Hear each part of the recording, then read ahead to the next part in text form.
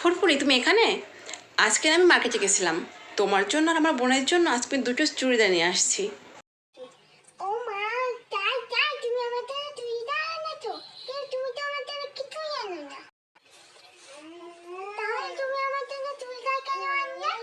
ও মা, এমন করে তুমি কেন বলছো ফুরফুরি? আমি যেন তোমার জন্য কিছুই আনি না? এই তো কদিন আগে পুজোর সময় তোমার জন্য আমি শাড়ি এনে দিয়েছিলাম না? তোমার মনে নেই? হ্যাঁ, এনেছিলে। দেখাও এখন কি এনেছো। যে দেখো দেখো দেখো, তোমার জন্য আমি অনেক সুন্দর একটা চুড়িদার নিয়ে আসছি।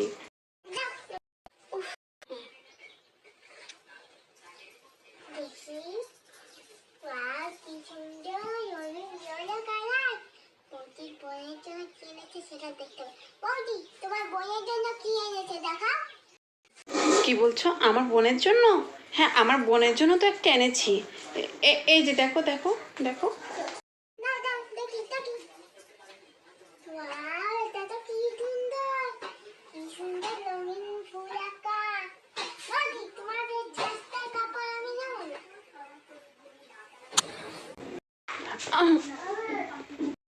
শ্বশুরি, আমি তোমার জন্য ভালোবেসে কত সুন্দর একটা জামা নিয়ে আসলাম, আর তুমি এটা এভাবে চেলে দিলে? তুমি কি জানো এটাই সব থেকে দামি? এটাই দুটোর ভিতর বেশি দামি। আমি তোমার জন্য ভালোটাই আনছি।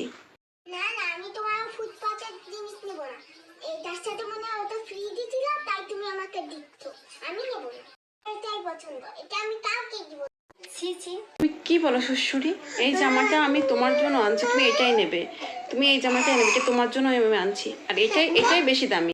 না না, আমি তোমার ওই ফুটপাতেরটা নেব না। তোমার বোনের জন্য ভালো থাকবে, আর আমার জন্য ফুটপাতে। না, আমি নেব না, আমি এটাই নেব। যাও, তুমি এখান থেকে যাও। তুমি কথা না বলে যাও, এখান থেকে ম্যাগি বানিয়ে নিয়ে এসো। আমার অনেক খিদে।